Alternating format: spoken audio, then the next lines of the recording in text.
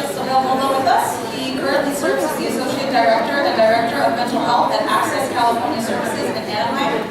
Previously, Sheikh Suhail served as the Assistant Religious Director at the Islamic Society of Orange County for several years. He is a graduate of the world-renowned Al-Azhar University in Cairo, Egypt, where he received his bachelor's degree in Sharia. He also completed a 2-year Islamic Studies program at Al-Ashariya and Muhammadiyya, an Al-Azhar affiliated institute in Cairo, where he studied under renowned Al-Azhari scholars. As a native of Los Angeles, he received his bachelor's degree from CSU Northridge in African American Studies and a master's degree in social work from UCLA. He spent 10 years as a social worker with the Los Angeles Unified School District, where he helped families and youth cope with difficult life issues. Sheikh Suhail has been an active member of the Southern California Muslim community for over 2 decades. He has lectured at educational and religious institutions and conducted numerous classes and served as a mentor and online counselor for Muslim youth. Sheikh Suhail lives in Orange County with his wife Lubna and their 4 children.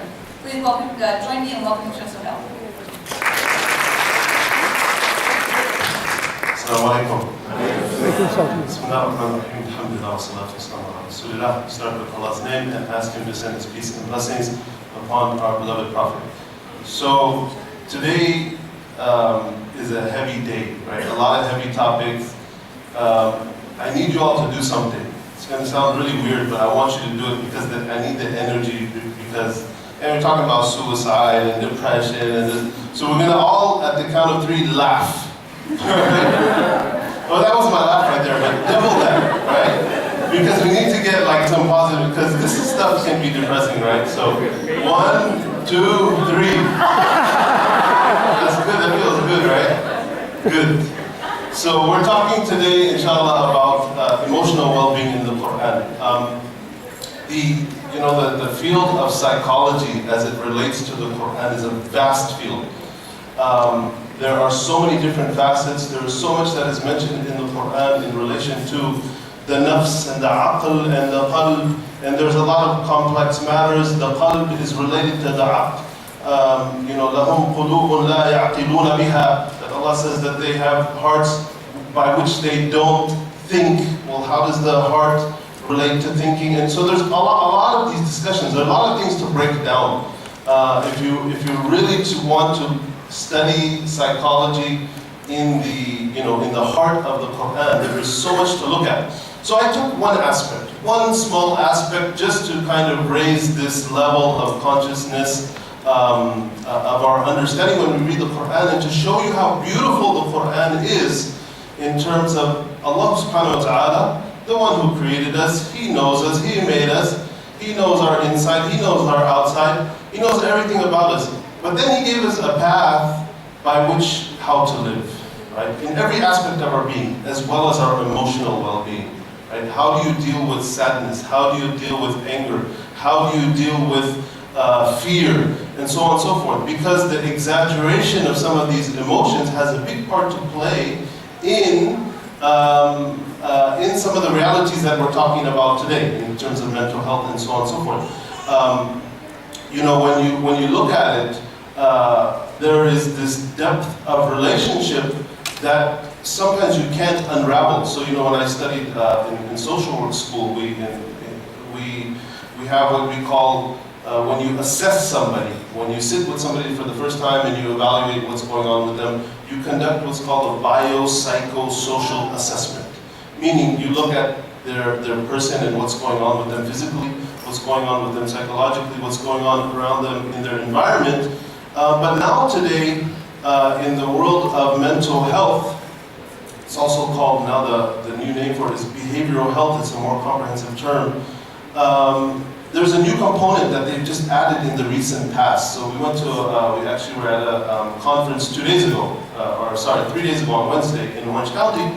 They call it the Spirituality / Behavioral Health Integration Conference. In other words, the field of mental health has understood that spirituality is something that cannot be removed or stripped from the human being, and it's something that needs to be dealt with even in a psychological therapeutic setting.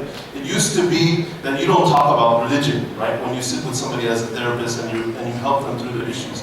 Now they call it the biopsychosocial spiritual paradigm, the being. So they understand that. And for us as Muslims, you can't separate that, right? The spiritual aspect to who we are and what it means to us, and the fact that it keeps us as strong individuals, as people who are people who are grounded, and people who are able to balance their own. All of that mix is so important to us. So it's beautiful to know that the industry as a whole has come to that realization, and that's where we are. So they're just changing over the slides and stuff. I was just about to get into it. While they're doing that, this is something that we developed at Access California Services. Our dear sister Mona, she's kind of one of the brainchilds behind it. Raise your hand, Mona. She's our office manager at the counseling department at Access. Wonderful, wonderful lady. She helped me develop this. Basically, this is something that we just kind of a lighthearted way for people to, I heard the question at the end of the last presentation, well, what does a depressed person look like, or how does that look, right? And as Sister Dina, mashallah, she stated so well, and she's definitely an expert in her field. It looks different in different people, but it's good to kind of just get a look and a glance at oneself, and we have that outside for you there on the table. So we're going to get into it, inshallah. So today we will discuss, we'll just start with a quick introduction.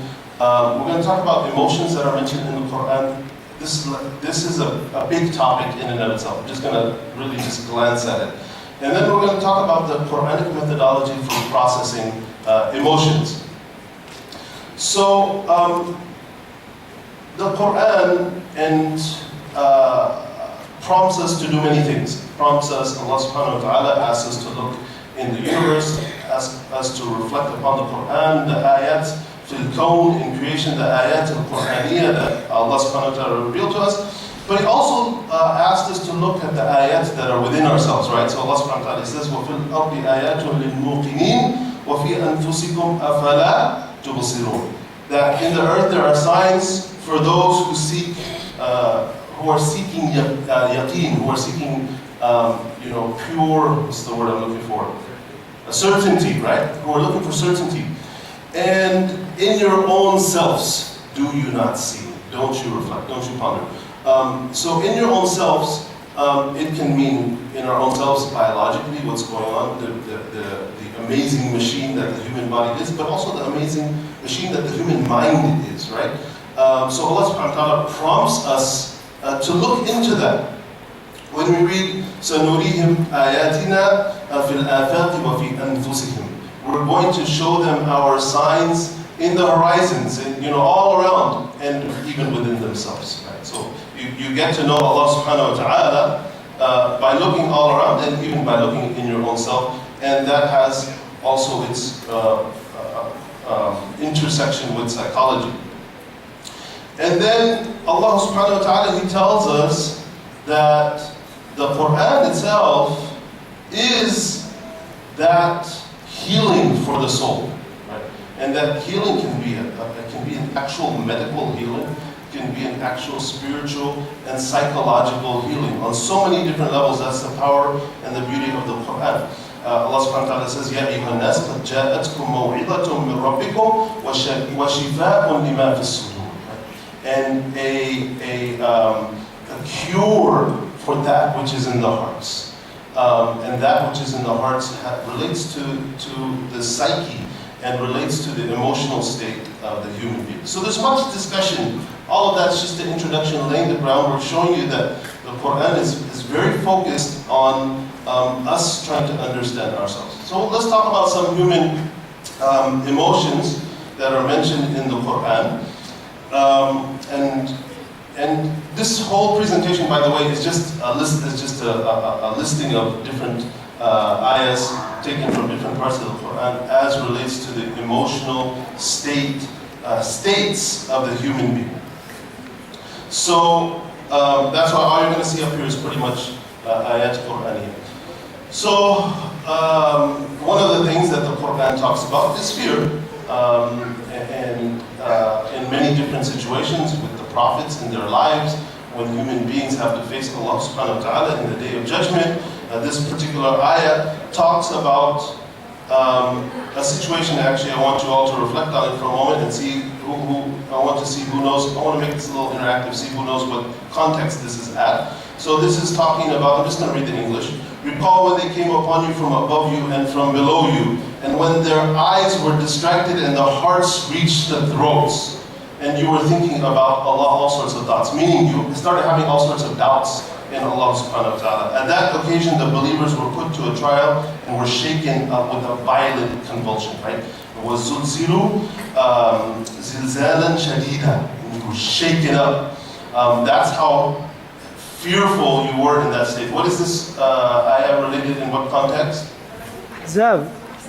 Ahzab, the battle of the trench, right? When the Muslims are surrounded, Medina is completely surrounded by the enemy, and it looks like it's the end. And so this is talking about who? This ayah is describing the state of whom? Muslim, The believers. Muslims, the believers, right? Fear is a natural state that all human beings go through, and Allah subhanahu wa ta'ala is acknowledging that, right? Allah subhanahu wa ta'ala is acknowledging that. That is something that, and this ayah is very powerful because it, and there are many other ayat in the Quran like it, because it talks about the emotional state, but how that actually even has a physical effect on a person, right? Somebody's physical affect, the way they look, the way they're carrying themselves, is changed by their demeanor, right? When somebody's mad, extremely angry, what happens? What happens? Their face gets red, right? Their body gets tense, their fists can clench up, and so on and so forth, right? So Allah subhanahu wa ta'ala is saying that, they were in such a state of fear that their hearts are about to come out through their, have you ever experienced that, right? When you're driving 80 miles an hour on the 5 and then you hear, what happens? Your heart, right, it jumps. There's that same feeling, but we're talking about really, difficult and dangerous situation in this particular instant. So then, another instance that the Quran mentions a situation of fear. فَفَرَرْتُ مِنْكُمْ لَمَّا خِفْتُكُمْ فَوَهَبَ لِي رَبِّي حُكْمًا وَجَعَلَنِي مِنَ الْمُرْسَلِينَ. And then I fled away from you when I feared you. Thereafter my Lord granted wisdom to me and made me one of the messengers. Who's saying this? Sayyidina Musa. Moses, the great prophet, alayhi salam, right? Peace be upon him. And he's talking about the situation. Somebody raise your hand. When he killed the... Raise your hand. Yes, sister. Correct. After he killed a man in that society, and now he's afraid, but he has to come back and face them, and so on and so forth, right? So he's talking about that fear that and actually what's very interesting, two prophets, actually probably three prophets if you look at the Quran, and I'm just saying this anecdotally off the top of my head, that you see many different emotions and these type of discussions connected to. One is Sayyidina Musa alayhi salam, Moses, right? Because there's so much of his story that's mentioned. And he went through so much trial and tribulation. And the Prophet ﷺ even said that about Musa. Rahimallahu akhi Musa. May Allah have mercy on Musa. How much opposition he faced from his people and the emotions that brought up in him. Another is Sayyidina Yusuf alayhi salam. In the story of Sayyidina Yusuf, tremendous amount of emotional turmoil in the family, in the personality of Yusuf. The woman that tried to approach him, the other women, and so on and so forth. And the other is Rasulullah sallallahu alaihi wasallam, right? The first ayah was an indication of that. And so these three prophets in particular, a lot of focus on their emotional state. Another ayah. So when he went out of the city looking around in a state of fear, right? فَخَرَجَ مِنْهَا خَائِفًا يَتَرَقَّبُ. He's in a state of fear and he's looking around. This is talking about who? Musa, right? So just showing that how this is discussed in the Quran. We also find fear as it relates to certain subject matters. So fear of death. This is in Surah Al-Jum'ah. قُلْ إِنَّ الْمَوْتَ الَّذِي تَفِرُّونَ مِنْهُ فَإِنَّهُ مُلَاقِيكُم. And this address is specifically talking to the Jews, but it's general, can be used in a general framework as well. Say indeed, the death from which you try to run away try to run away from is coming, right? It's there. Allah subhanahu wa ta'ala acknowledging the fear that is within the human being as it relates to death. Another ayah in the same line, وَلَهُمْ عَلَيَّ ذَنْبٌ فَأَخَافُ أَن يَقْتُلُوا. Again, Sayyidina Musa alayhi salam. He's talking about, I'm afraid that they're going to kill me. Fear of poverty. Sorry, it's a little bit not formatted well there. Allah subhanahu wa ta'ala says, وَلَا تَقْتُلُوا أَوْلَادَكُمْ خَشْيَةَ إِمْلَاقٍ. Don't kill your children in fear of poverty. The Arabs in their time, they actually used to kill their children because they were afraid that they wouldn't be able to take care of them. And people still do the same thing today to certain extents, whether it be live or abortion or etc., etc. But they do that why? Because of fear. So Allah subhanahu wa ta'ala is talking about that human state. Then let's talk about anger a little bit. So much mention when it comes to Sayyidina Musa. Again, when we look at the story of Sayyidina Musa, a lot of these emotions come out. So Musa said, "Oh Harun, what did prevent you from following me when you saw them going astray?" Now this is of course talking about when Musa, he comes back from his time away from Bani Israel. He put his brother in charge, and now he finds his people, they're worshiping this golden calf, right? They're worshiping an idol, which he was completely teaching them against. So then Allah subhanahu wa ta'ala continues and says, "Did you then disobey my command?" Musa saying to his brother. He said, "O son of my mother, do not hold me by my beard." You know, Musa was so upset that he's grabbing him in anger, right? Musa alayhi salam, it was partly his anger, the quickness with which his emotions rose when he killed a man in the city earlier. Let's talk about love. So Allah subhanahu wa ta'ala, He mentions love in various contexts. Love of wealth, وَتُحِبُّونَ الْمَالَ حُبًّا جَمًّا. Allah subhanahu wa ta'ala, He talks about loving other people.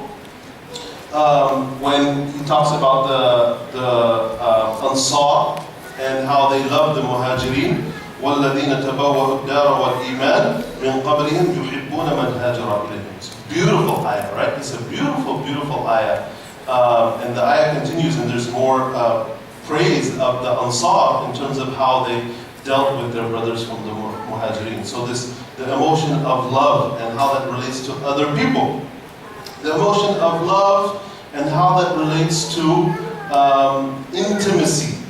How that relates to, I'm looking around at who's in the room, how it relates to intimacy and that close relationship between opposite genders. زُيِّنَ لِلنَّاسِ حُبُّ الشَّهَوَاتِ مِنَ النِّسَاءِ. And the ayah continues and talks about other types of things that people love. Love of children. So this is of course about Sayyidina Yusuf alayhi salam. It happened when they said Yusuf and his brother are dearer to our father than we are. This is talking about, of course, the brothers of Yusuf and how they're talking about how their father loved Yusuf more than they. And that's why they wanted to kill him. What's another emotion that's mentioned here in this context, implied? Jealousy, right? Jealousy. And that's the nature of emotions. Emotion is not something that a human being has and at one point in time it's just only purely this. No, emotions are mixed and there's multi-layered, which makes things, which makes the human being a complex being. Love of Allah subhanahu wa ta'ala. قُلْ إِن كُنْتُمْ تُحِبُّونَ اللَّهَ فَاتَّبِعُونِي يُحْبِبْكُمُ اللَّهُ. Right? It's saying if you love Allah, if you claim that you love Allah subhanahu wa ta'ala, then follow me. This is the Prophet sallallahu alaihi wasallam being told by Allah to say this, right? And then Allah will love you. Love of the Prophet sallallahu alaihi wasallam. Of course, the one instance when Sayyidina Umar radiallahu anhu, he's with the Prophet sallallahu alaihi wasallam, and he says, Ya Rasulullah, he says, I love you more than everything else in this world except myself, right? I love you more than everything else in this world except myself. And the Prophet ﷺ says, no. He says, true Iman is not until you love me even more than your own self. Sayyidina Umar, he thought about it a little while. He said, I love you more than I love my own self. The Prophet ﷺ said, Al-an ya Umar. He said, now you got it, right? That's true Iman, that's full Iman. The Prophet ﷺ is the reason that all of us are sitting in this room today listening to this lecture, right? It is the reason that we are Muslim, and it's the reason that we know Allah subhanahu wa ta'ala. Therefore, we owe that ultimate sense of attachment towards Him. So, then we talk about the opposite, right? Hatred. Allah subhanahu wa ta'ala mentions in the context of difficulties in marital relations, فَإِنْ كَرِهْتُمُوهُنَّ فَعَسَىٰ أَن تَكْرَهُوا شَيْئًا وَيَجْعَلَ اللَّهُ فِيهِ خَيْرًا كَثِيرًا. That if you dislike them, then it is quite likely that you dislike something and Allah has placed a lot of good in it, right? This ayah has kept my marriage alive for the last almost 20 years. No, I'm just kidding. It's a bad joke. I got my wife's permission to say that before I said it, so honestly. Oh, that much you afraid of her, brother? That much you afraid of her? I am, man. Respecting her. Love and fear are two janahin al-mu'min, right? The love and fear are the two wings of the believer, right? When you go to Allah subhanahu wa ta'ala, you're going with Him with this hope and love, and that He's going to be merciful with you, but you're also fearful that if you don't do right, so that's, it's okay. Allah subhanahu wa ta'ala here talking about, how hatred is something that can destroy. But this ayah is beautiful because there's a remedy for dealing with that, and make sure you don't let that hatred overtake you and misguide you and cloud your thoughts to a bigger picture, right? And that's what we're going to get into the second half of this presentation, is how the Quran, how Allah subhanahu wa ta'ala constantly helping us to put our emotions in check, to put them within the right perspective and framework. So then we have, also even when it comes to money, وَلَا يُنْفِقُونَ إِلَّا وَهُمْ كَارِهُونَ, that they do not spend except that they hate to spend. They don't want to spend, right? Even when it comes to money. Sadness, another emotion. A lot of talk about sadness. لا تحزن, لا تحزن. We read that a lot in the Quran. This is about Sayyidina Musa alayhi salam. Thus we brought him back to his mother so that her eye may have comfort, وَلَا تَحْزَنْ, and that she may not grieve, right? When Musa, when his mother throws him into the river, and then her heart is empty, she feels this huge void, and Allah subhanahu wa ta'ala from His mercy sends him back to her, and tells her, don't be sad. By the way, I was reflecting on this notion of don't be sad.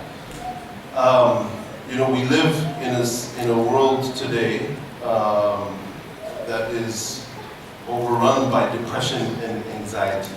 Right? This is the decade or the millennium or century, whatever you want to call it, of depression and sadness. When the Quran says "La tahzan," it's not a prompting for a human being to not be sad. Sad is human emotion that Allah put inside of us, right? It's not something that you can even control. But it's a matter of putting that sadness in its right place, in the right context, and not letting it pass across a certain limit. And we'll talk about a little bit more about that. Because we don't want people to get the wrong impression when it's not a simple concept that you just block the emotion. The Prophet ﷺ says, La taghdab. The man comes to him, Awsini ya Rasulullah, give me some advice. The Prophet tells him, don't get upset. Give me some more advice, don't get upset. Give me some more advice, don't get angry. It's not an indication that that's not a reality, that's not an emotion that actually exists inside of you, but in terms of have some limit and how you go about expressing that emotion. again, sadness when Yaqub alayhi salam, he loses his son, Yusuf, right? He turned away from them and said, how sad I am about Yusuf, right? A father expressing the sadness over the loss of his son. The Prophet ﷺ, he also similarly, when he lost his son Ibrahim, expressed his sadness, and tears came out because of that sadness. And the scientists of today, the neuroscientists, they talk about how tears there's actually healing in them. There's actually healing in them. But Allah subhanahu wa ta'ala, again, gives us some parameters by which those emotions should express themselves. This is a beautiful ayah that repeats often in the Quran, at least the second part of it. We do not send messengers but as bearers of good tidings and as warners, so those who believe and correct themselves, فَلَا خَوْفٌ عَلَيْهِمْ وَلَا هُمْ يَحْزَنُونَ. Right? Don't let them have any fear upon them, nor shall they grieve. And this ayah and many other ayahs in the Quran, they talk about the life of the believer in this world and definitely in the next world, that if they live, they believe in Allah subhanahu wa ta'ala, they practice good deeds, they live a life of taqwa, there will be no fear upon them, nor will they grieve. So like I said, definitely as it relates to the next life, and even in this world. And this ayah combines between those two concepts of depression and anxiety, the two overwhelming emotions that overtake a human being, and that can, if they are not contained, I always tell people,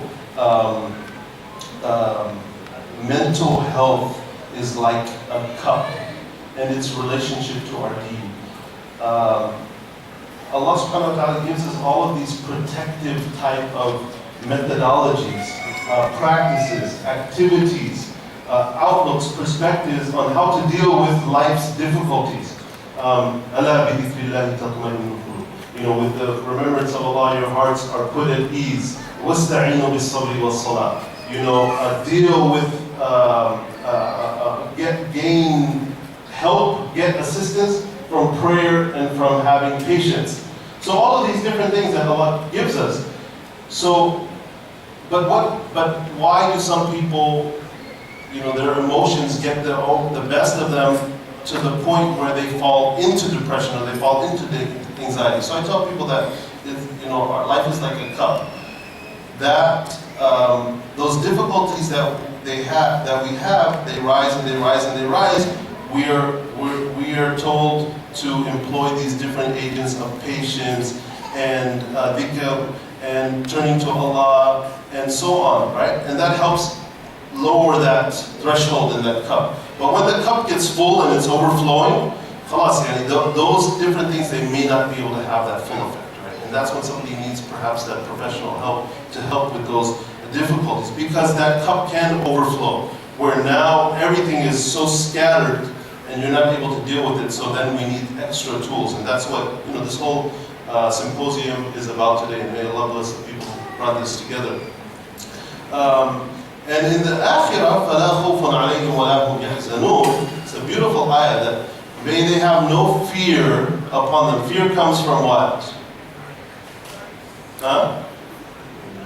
From something that exists right now, something that took place in the past, or something that it's going to come in the future. In the future, right? You're anticipating, you're anxious about something. وَلَا خَوْفٌ عَلَيْهِمْ وَلَا هُمْ يَحْزَنُونَ. And they are not sad. Sadness comes from something now, in the future, or in the past. In the past. So this ayah, by the way, is a beautiful expression of the concept of mindfulness in the Quran. Allah says, in Jannah, people, they will not be afraid of anything that's coming in front of them. They will not be sad for anything that took place behind them, right, in their past life. They're going to be enjoying themselves to the full extent in the moment, right? And that's actually a powerful concept that today in mental health, they talk about this a lot, mindfulness. And Western psychology usually credits this concept of mindfulness to Buddhism. That mindfulness practice, to be in yourself at the moment, to to feel yourself, to feel the moment that you're in, to feel, if even on another level, the power of a God, and so on. This is a very Islamic concept, mindfulness. This ayah is an expression of that. They're not thinking about the future, they're not thinking about the past, they are fully enjoying themselves right now. Also, when the Prophet ﷺ, he says about the salah, لا يأخذ المرء من صلاته إلا ما عقل منها أو كما قال صلى الله عليه وسلم, that a person does not take from his prayer except what he is fully conscious of, what he's engaged in, right? You're not distracted with a billion things. And he said that he could take all of his prayer, he could take 1/2, 1/3, 1/4, and so on. In other words, as much as you are engaged in your prayer, to that extent you are going to benefit from it, right? And that's another expression of this concept of mindfulness, right? Being in the moment and being fully engaged, fully conscious. So anyways, it's a side topic. So then the Quranic methodology for processing emotions. So let's quickly just go through some of these different ayat. So Allah subhanahu wa ta'ala, He gives us tools for dealing with all of these different emotional realities, right? So Allah subhanahu wa ta'ala says, وَالَّذِينَ يَجْتَنِبُونَ كَبَائِرَ الْإِثْمِ وَالْفَوَاحِشِ وَإِذَا مَا غَضِبُوا هُمْ يَغْفِرُونَ. And for those who abstain from the major sins and from shameful acts, and for those who when they get angry, they forgive. It's in the context of reward, right? Good qualities of the believer. And when they get angry, I forgive you, right? Instead of carrying something and holding something and that grudge and so on and so forth. One of the greatest solutions, as it's in this ayah, I forgive you. I forgive you. And we can talk about this subject forever. I don't want to, and we could talk about it forever. Sayyidina Umar, radiallahu anhu, one time, a man comes to him, and he tells him, Ya Amir al-Mu'mineen, you're not just, and you're not generous enough. You don't give what's due to somebody. A man had a complaint, for whatever reason he felt slighted, he felt wronged. He goes to Umar and he says that. Sayyidina Umar, he knows that he is a man of he tries his absolute best. And so when somebody comes at him and attacks him this way, he gets upset. And Sayyidina Umar, he used to get upset fairly easily. And so that people around him could see. So somebody says to Sayyidina Umar, they said, خُذِ الْعَفْوَ وَأْمُرْ بِالْعُرْفِ وَأَعْرِضْ عَنِ الْجَاهِلِينَ. That they quote this ayah, and they tell him, Ya Umar, show forgiveness and enjoy what is good and turn away from the foolish people. Right? Beautiful ayah, that's a very comprehensive ayah in and of itself. And Sayyidina Umar, it's said that immediately the redness, the anger, everything gone. Like the energy is gone. And they said about him in that instance that it was as if he was on fire and water was just doused, upon him, and he just became calm, right? Just from hearing the ayah, just from being reminded that Sayyidina Umar was known to be kana waqafan inda al-Qur'an. He would get easily upset, but he was easily diffused by just saying, just giving him simple advice, Quranic advice, prophetic advice, and all of that's gone, right? That's a beautiful quality of Sayyidina Umar. And it also actually shows to me that people have different innate natures, right? Some people are by nature are easy to get angered. Some people by nature are easily saddened. Some people by nature are always happy, right? Those different realities are there. But then all of these different perspectives in our deen are there to help us to bring that balance to ourselves. Another instance, there was a servant. She was pouring the wudu. In the old days they didn't have faucets or running water, and somebody's helping you make wudu. So she's helping her master, Sayyidina Ali ibn al-Husayn, radiallahu anhum ajma'in. she's helping him make wudu. She's pouring the water upon him. So at one point, the pitcher which she's pouring the wudu from, by the way, wudu with the fatha, you have wudu, right? And wudu with the fatha means the actual water. So she's pouring the wudu on him, right? And the pitcher, it slips from her hand, it hits him in the head, and it injures him, right? It falls on his head. They said in the hadith, this is washajjahu, and shajj, it's a head injury, like, perhaps he was cut on his head. So immediately, and actually the hadith, when you read the hadith, it's as if he woke up from his, as if he's maybe passed out for a second. He wakes up, perhaps angry. She says immediately to him, before he even has a chance to show any emotion, she says, وَالْكَاظِمِينَ الْغَيْظَ. She says, and those people that they suppress their anger. And he says, I've suppressed my anger. And he's like, okay, I've held myself, right? And then she says, وَالْعَافِينَ عَنِ النَّاسِ. And he says, I forgive you, right? And then she says, وَاللَّهُ يُحِبُّ الْمُحْسِنِينَ. And he says, you're free for the sake of Allah subhanahu wa ta'ala, right? That's the effect that the Quran had on the generations in the past, which is something amazing and beautiful. But that's what the Quran is supposed to bring about, the change that it's supposed to bring inside of us, right? If we actually are living with the Quran, right? So when I talk about that cup being, filling up, and then when it overflows, it gets difficult. But when it's still, the water is still within the context of that cup, and that's many of us in here, these are our tools, right? These are our tools that are really going to help you navigate through those things. Because when you don't use these tools, that cup flows and it gets tough. Controlling anger, of course, there's a tremendous amount of Quranic injunctions telling us about how to control our anger. We just read that. وَلْيَعْفُوا وَلْيَصْفَحُوا أَلَا تُحِبُّونَ أَن يَغْفِرَ اللَّهُ لَكُمْ وَاللَّهُ غَفُورٌ رَحِيمٌ. Allah subhanahu wa ta'ala, what a beautiful, simple, concise, clear statement. Forgive and overlook. Don't you want Allah subhanahu wa ta'ala to do the same for you, right? It's such a beautiful concept, and if somebody is able to live these realities, it's completely life-changing for that individual. Controlling fear of death, even. Just knowing the general concept that وَمَا هَذِهِ الْحَيَاةُ الدُّنْيَا إِلَّا لَهْوٌ وَلَعِبٌ. That this world is nothing but play and amusement. وَإِنَّ الدَّارَ الْآخِرَةَ لَهِيَ الْحَيَوَانُ لَوْ كَانُوا يَعْلَمُونَ. But know that the next life is the real life. If they only understood, if they only knew that. If you only knew that, you wouldn't be afraid of this reality, right? Wouldn't be overwhelmed by that reality. Other ayat, Allah subhanahu wa ta'ala, He tells us, He gives us the ability to deal with the emotion of losing someone in a violent way, perhaps even. وَلَا تَقُولُوا لِمَنْ يُقْتَلُ فِي سَبِيلِ اللَّهِ أَمْوَاتٌ. Don't say about somebody that's killed in the way of Allah subhanahu wa ta'ala that they are dead.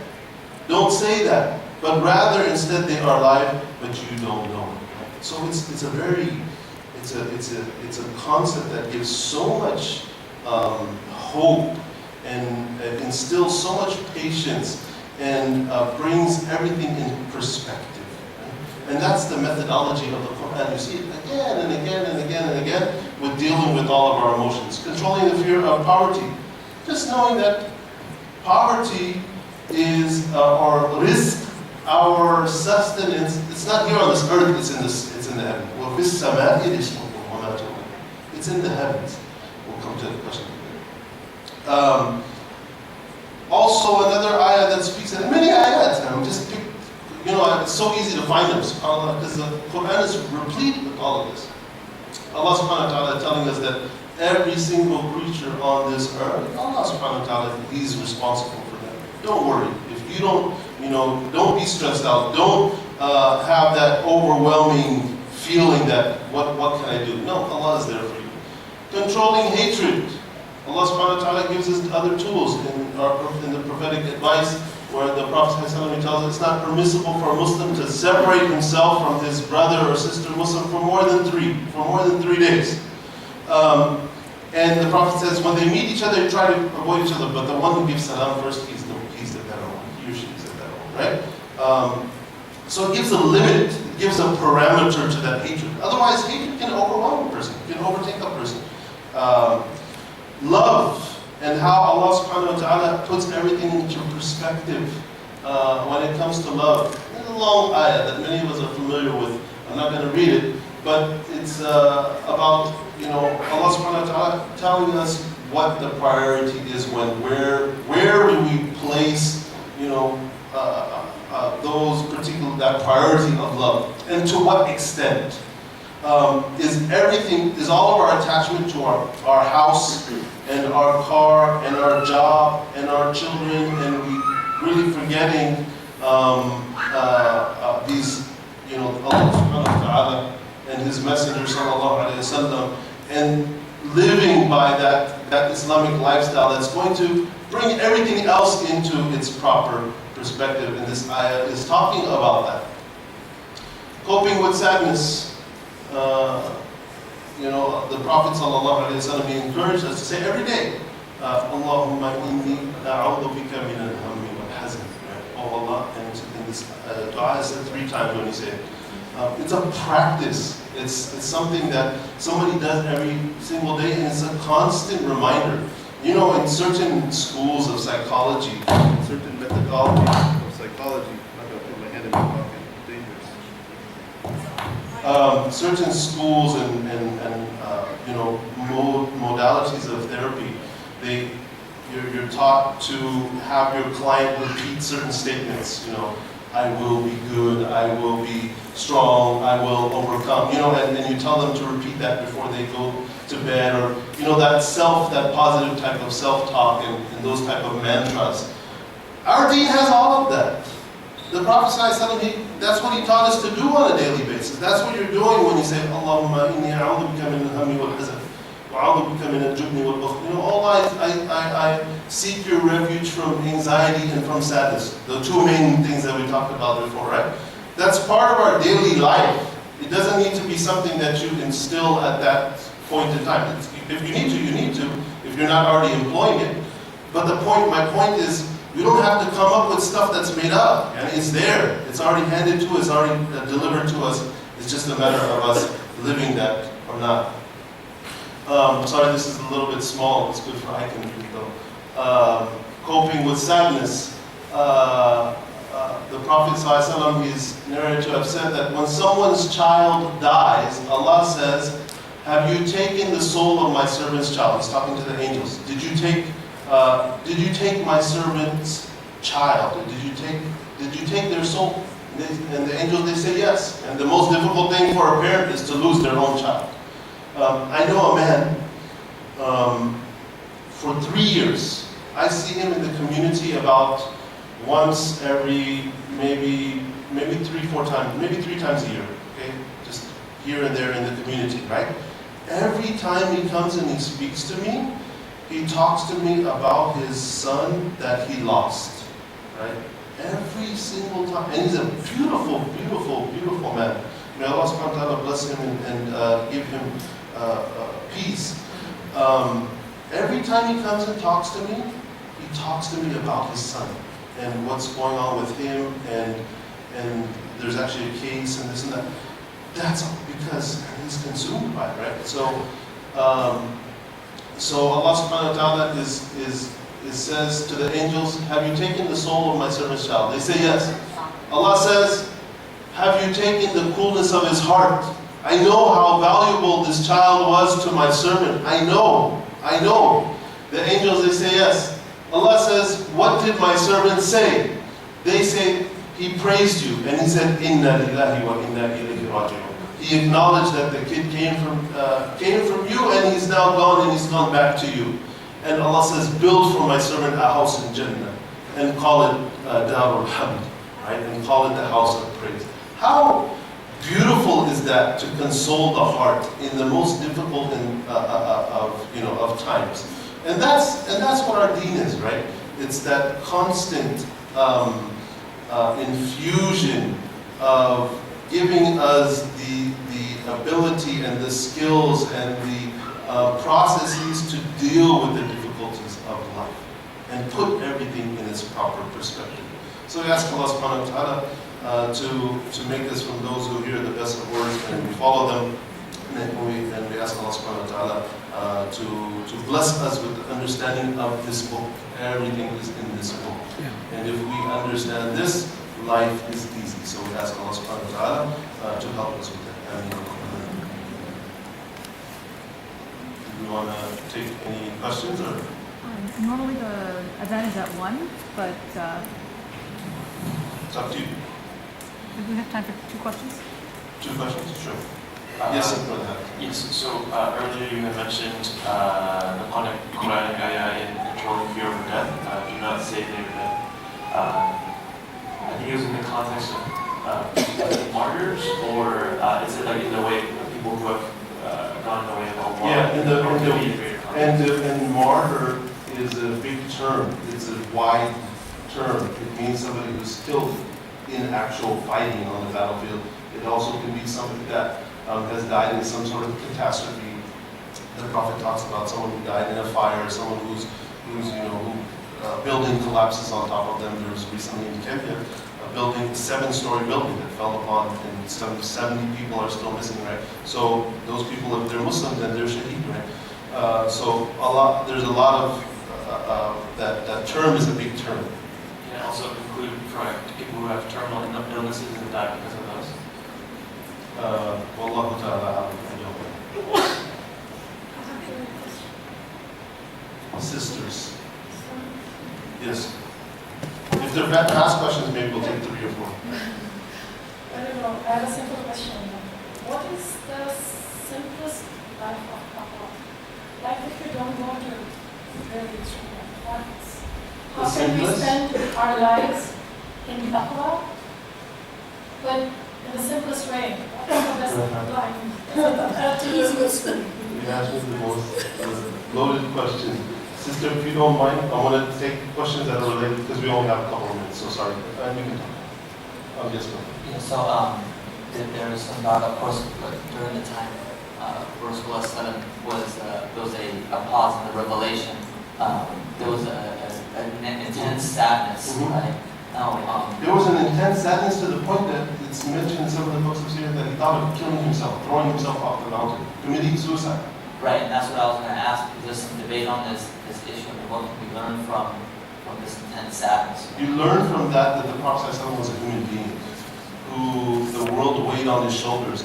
In the Quran, there's probably a dozen times or so where there's mentioned, where Allah mentions to the Prophet ﷺ, La yahzunuka, don't let such and such upset you, don't be saddened by what they say, what they do, they're rejecting you. It's constantly, right? Because the Prophet was a human being. He wasn't a machine. He carried the message, but he had deep love, he had deep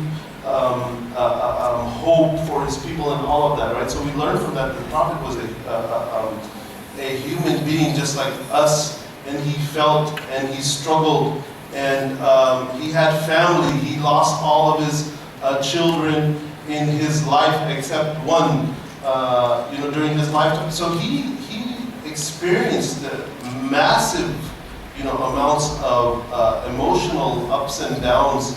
But what kept him sane was the Quran. What kept him sane was that divine guidance. That's the lesson. Allah Ta'ala. Jazakallah khairan, Sheikh Suhail.